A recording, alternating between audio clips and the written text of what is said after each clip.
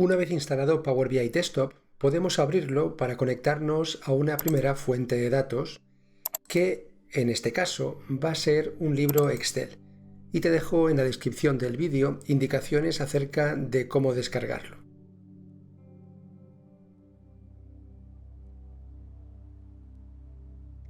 Esta es la ventana de bienvenida de Power BI Desktop, un tanto confusa en mi opinión. En la parte inferior encontramos accesos para volver a abrir los últimos informes que hayamos abierto desde el ordenador en el que nos encontremos.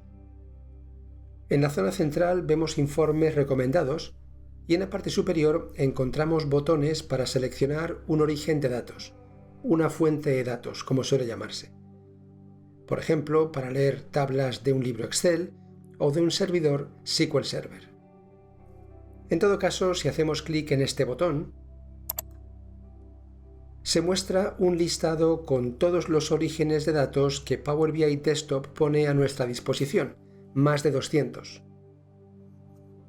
Cada uno de estos elementos recibe el nombre de conector. Y aquí encontramos, por ejemplo, el conector Excel, que nos permite leer tablas de ficheros Excel, el conector texto o CSV para leer datos de estos tipos de ficheros, o el conector SQL Server para leer tablas de este tipo de base de datos. Podemos hacer clic en las categorías que se muestran a la izquierda y que filtran el listado de conectores.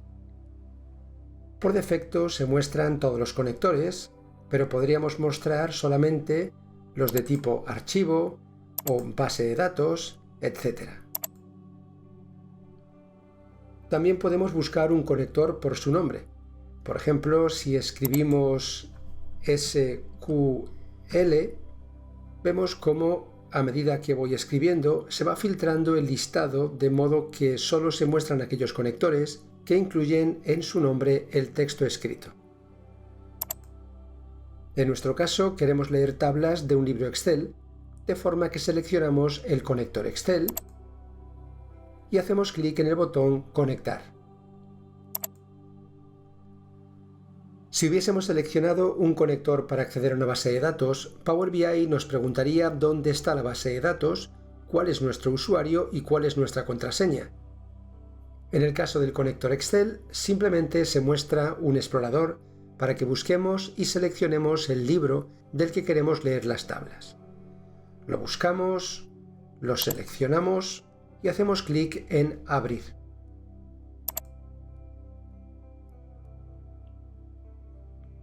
A continuación se nos muestra un listado con las tablas que han sido identificadas en el origen de datos. De nuevo, si nos hubiésemos conectado a una base de datos, en este listado solo veríamos las tablas sobre las que nuestro usuario tuviese visibilidad. En el caso del libro Excel, estamos viendo todas las tablas existentes. Si hacemos clic en el nombre de alguna de estas tablas, vemos que se muestra una previsualización en el lado derecho.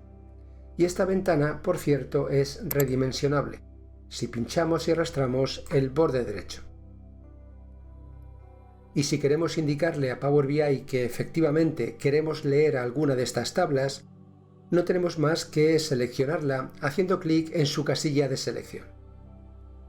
En nuestro caso vamos a seleccionar las tablas Calendar, Category, Customers, Flags, Geography, Products, Sales y Subcategory.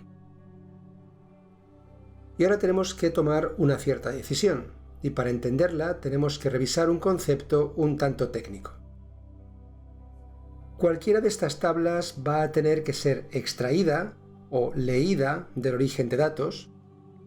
Podríamos querer transformarla de alguna forma, y por último, esa tabla transformada tendría que ser almacenada, cargada en alguna parte.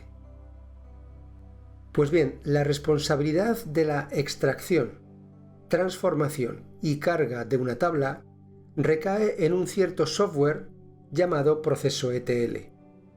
ETL son las iniciales de Extract, Transform y Load, es decir, extraer, transformar y cargar en inglés.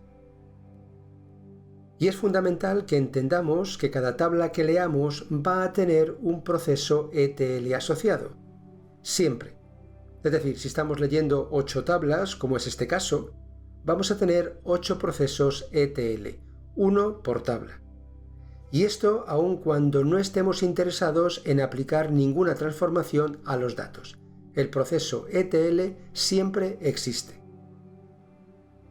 Y la pregunta que podríamos hacernos en este momento es, ¿y tenemos que crear nosotros los procesos ETL desde cero? Afortunadamente la respuesta es no. No tenemos que crearlos nosotros, pues Power BI Desktop va a crear para cada una de las tablas que hemos seleccionado un proceso ETL con la información mínima necesaria para extraer la tabla del origen, aplicar algunas transformaciones básicas y cargar finalmente la tabla resultante en algún repositorio que por ahora vamos a ignorar. Y una vez que sabemos que Power BI va a crear procesos ETL por nosotros, la siguiente pregunta podría ser, ¿confiamos en que esos procesos ETL van a ser correctos y van a aplicar las transformaciones que necesitamos? Si confiásemos en esto, tendríamos que hacer clic en el botón Cargar. Por el contrario, si no confiásemos, y nunca tenemos que confiar, tendríamos que hacer clic en el botón Transformar datos. Un clic en este botón va a abrir lo que podríamos llamar configurador de procesos ETL, pues ese es su cometido. En realidad, este configurador tiene nombre, editor de consultas, o por motivos históricos, también es llamado editor de Power Query. Y es aquí donde podemos revisar los procesos ETL que se han creado automáticamente, podemos modificarlos, eliminarlos o crear nuevos procesos ETL.